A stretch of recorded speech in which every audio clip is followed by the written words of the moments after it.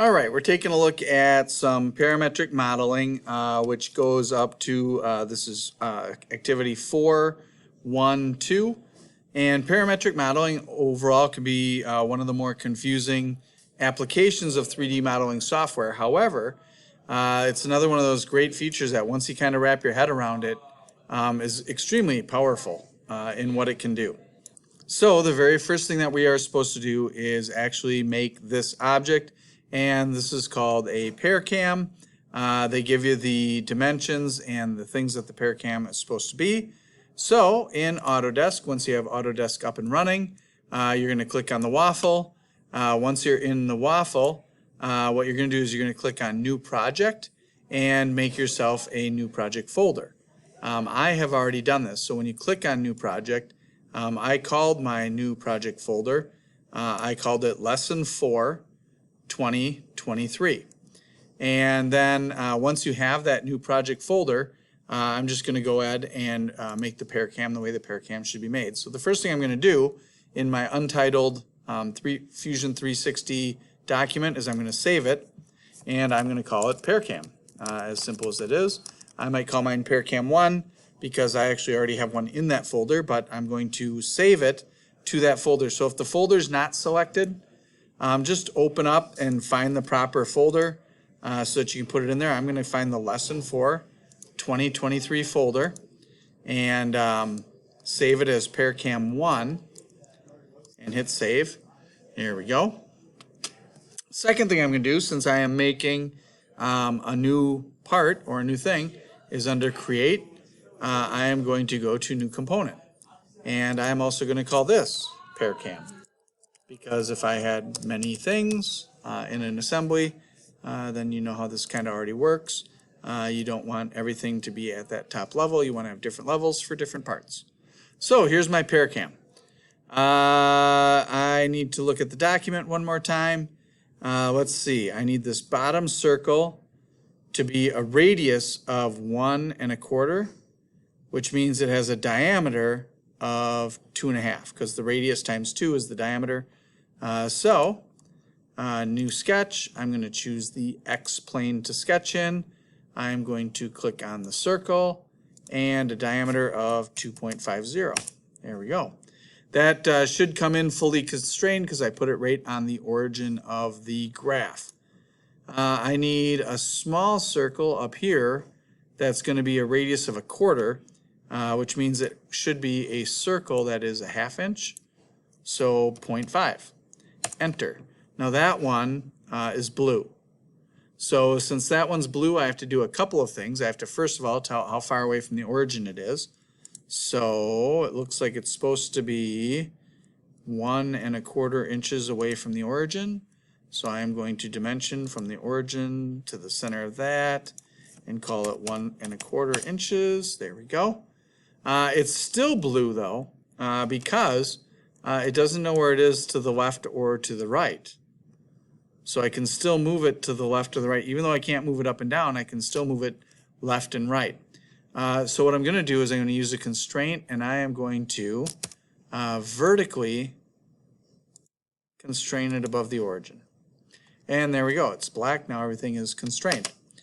I need a couple of lines in, so I'm just going to select the line tool and put a line over here. Select the line tool and put a line over here. And then once again, constrain using tangent. So the tangent tool will help me to constrain those.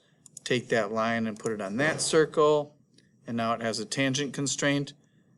Take that line and put it on that circle, and now it has, and look, it turned black. Take that line and put it on that circle. Take that line and put it on that circle. And then lastly, I'm going to use the cut tool. So I'm going to cut that end,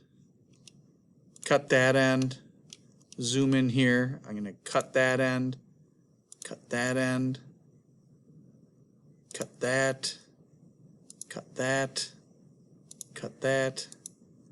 And I think I now, oh, I got one more thing to do, but this is starting to resemble what's in the activity. I still need that. And that does say that the diameter is 1/4 inch.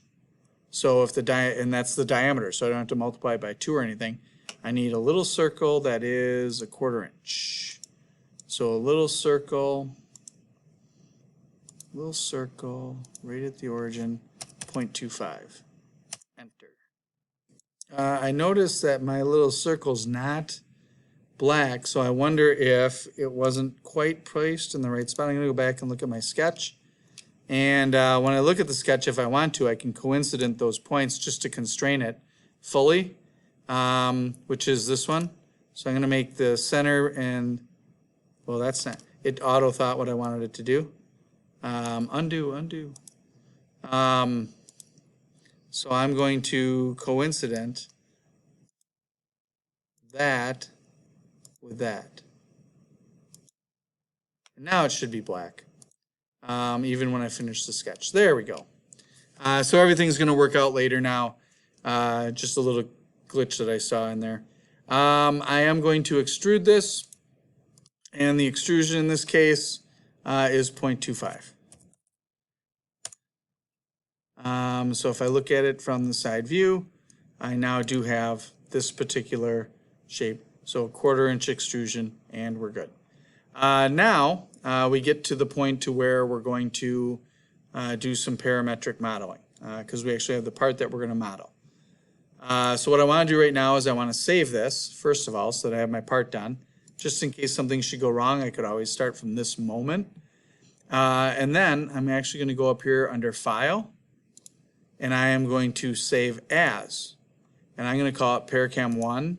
I'm going to call it Parametric. So that I have my parametric one, and it should change the name up there. Let's go forward in the directions and look at what that means. In parametric modeling, what it really does is it really means that you are going to be able to change one number and have a lot of dimensions that are based on that one number. And the one number that we're going to call that the nominal diameter. So we have to define what that is. That's the very, very, very first thing that you have to do, is tell it, like what is the one number that you're going to base everything else off of. So we're going to call that the nominal diameter. And to do that, in Fusion, I'm going to go under Modify, and I'm going to go all the way down here to where it says Change Parameters. And when I click on that, I get a dialog box that looks a little something like this. I'm going to expand that out so we can see it better. And I want to make sure that it knows what the user parameters are. So the first one that I'm going to put in there is called nominal diameter. And what I want the nominal diameter to be is to be 2.50. And so this is the only value I'll have to change later in order to redimension my entire cam. I'm going to hit OK, and that shows up right there. According to the directions, I actually am going to set a second thing that's going to be a value that we could change if we want to. It's going to be the axle diameter.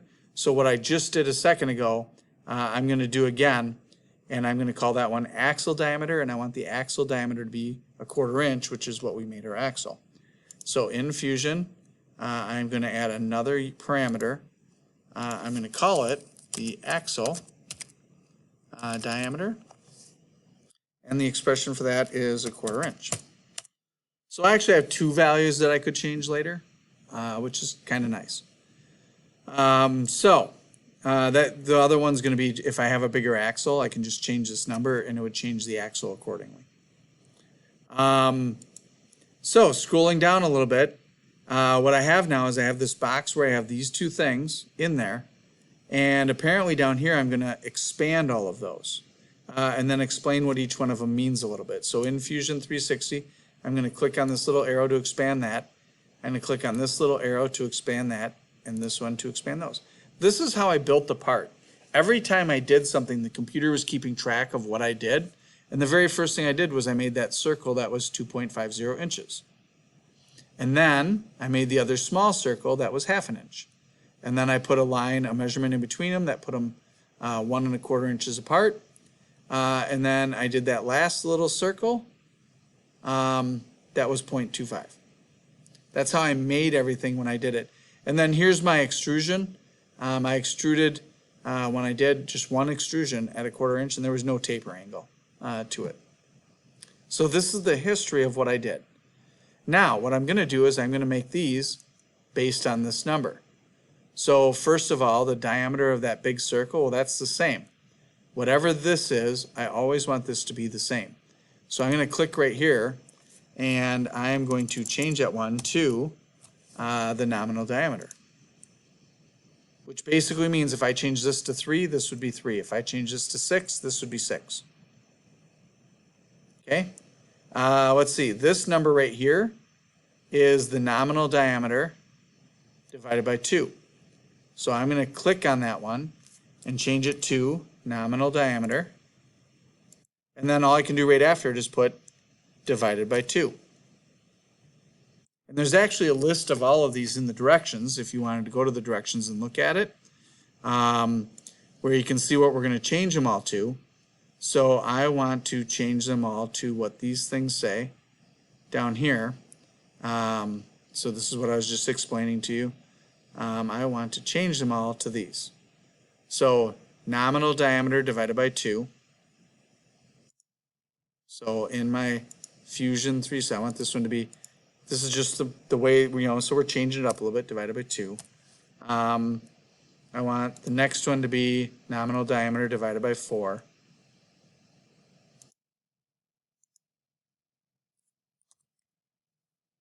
Nominal diameter divided by 4.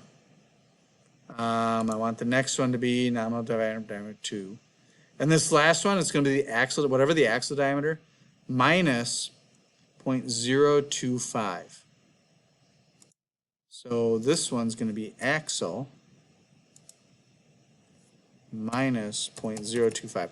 That's just to make sure that there's a little bit of a friction fit in there. And these can stay the same. So when I do that and click OK, if I can click OK, I'm going to notice that my Paracam changed quite a bit because it was using those measurements in order to get bigger or smaller depending on what I put in there. And now I can change this to whatever I want. Under the Modify tab, I can go down to Change Parameters, and I don't really need to see these anymore. But if I change this number to anything, 5, and hit OK, it changes my entire cam. All of the different things that corresponded to that nominal diameter change to those formulas that I put in. I can go to the Modify tab, and I can go down to Change Parameters, and instead of 5, I could put 1 and hit OK. And now I made the world's little smallest cam.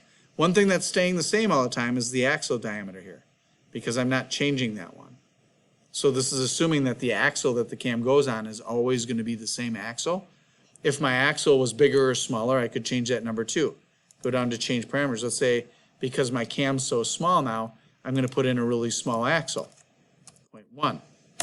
And if I change that number, it makes my axle smaller. So this is a really, really, really nice way to be able to change a part quickly, especially when you know. I'm putting it back to what it was supposed to be, which is that. I'm going to hit Save up at the top.